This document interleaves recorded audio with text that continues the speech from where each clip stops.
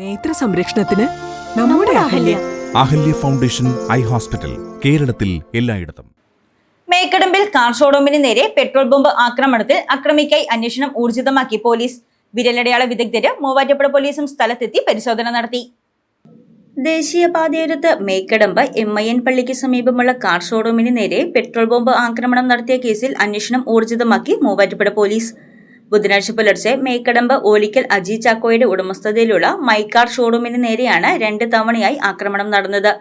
ഷോറൂമിന് സമീപത്തെ ബേക്കറിക്ക് നേരെയും അക്രമി പെട്രോൾ ബോംബെറിഞ്ഞിരുന്നു. CCTV ദൃശ്യം കേന്ദ്രീകരിച്ചാണ് പോലീസ് അന്വേഷണം ആരംഭിച്ചിരിക്കുന്നത്.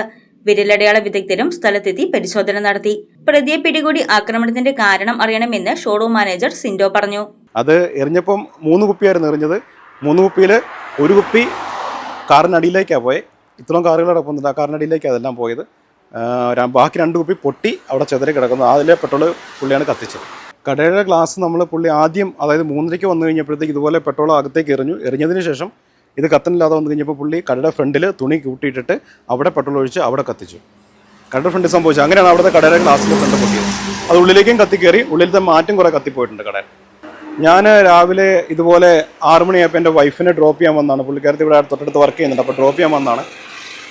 അപ്പോൾ വന്ന സമയത്ത് ഇവിടെ കത്തുന്ന കണ്ടു കഴിഞ്ഞപ്പോഴത്തേക്കും ജസ്റ്റ് നോക്കി കഴിഞ്ഞപ്പോൾ തീ കത്തുന്നുണ്ട്. അപ്പോൾ ഞാൻ അകത്ത് കയറി ഇവിടുത്തെ ഷോറൂമിൻ്റെ ഓണറേയും വിളിച്ചു. ഞങ്ങളുടെ കൂടി ബാക്കി തീ അണച്ചിട്ടാണ് ഞങ്ങൾ അടുത്ത പോലീസ് സ്റ്റേഷനിലേക്കും ബാക്കിയുള്ള കംപ്ലയിൻറ്റും കാര്യങ്ങളും ചെയ്ത് ബാക്കിയുള്ള കാര്യങ്ങൾ.